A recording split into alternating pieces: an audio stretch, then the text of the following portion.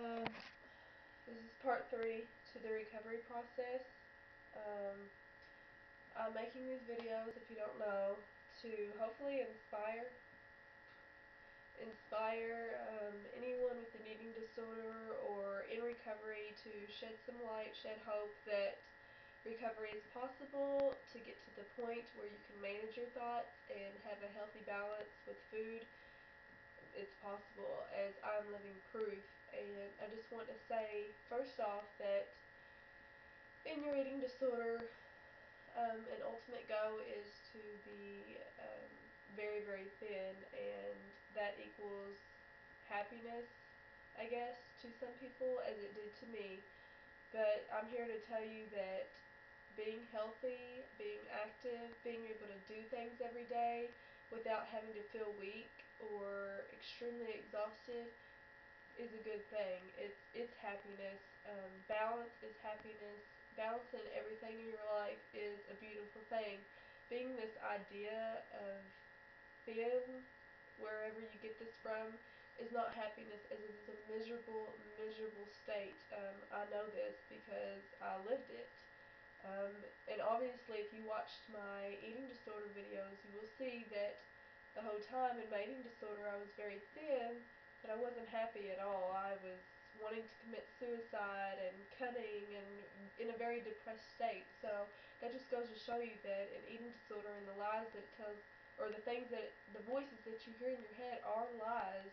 They're not the truth. And the point in recovery is to be able to go out and actively seek the truth about yourself and your body image, um, because I know that I enjoy being healthy now.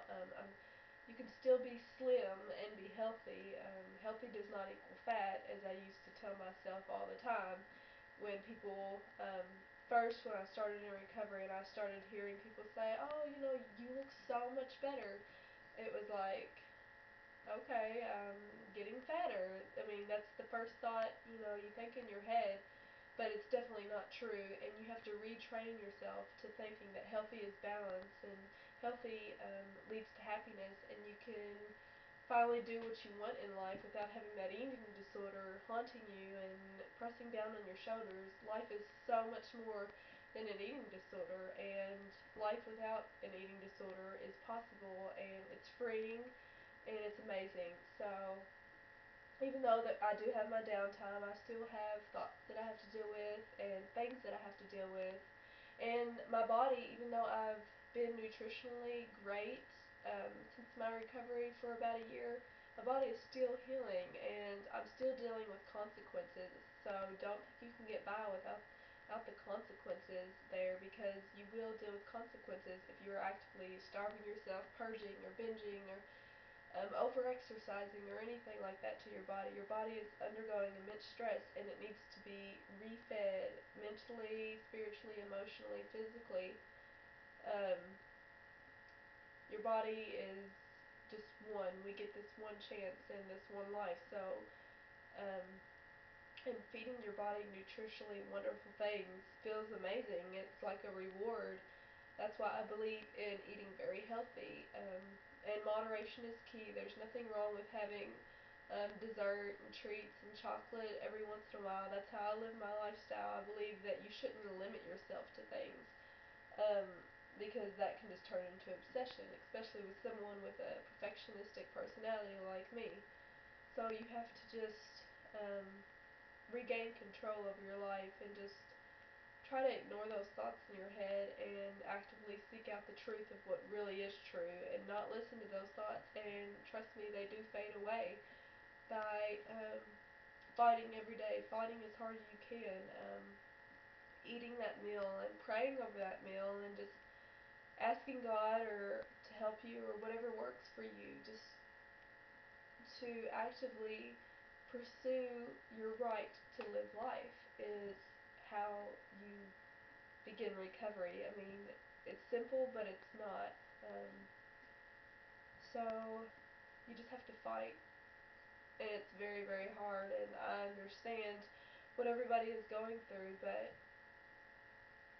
this is how I began recovery: is retraining my thought process avoiding those active triggers and refeeding my body wonderful food and doing it slowly, and getting more support in my life, talking about my problems, not just keeping them in, because communication is key in recovery as well. It's finally all those things that bother you, finally getting them out and not being afraid to talk about them and facing your fears, because if you keep all that in, it's just going to grow and grow and grow, and you have to talk to people.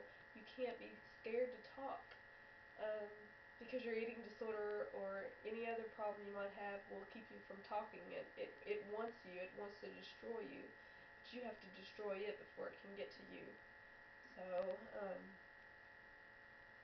I just want the best for everybody, and I don't like knowing that people are going through an eating disorder, because it's it's suffering, and it's not fun to deal with, and the consequences and everything are very, very real.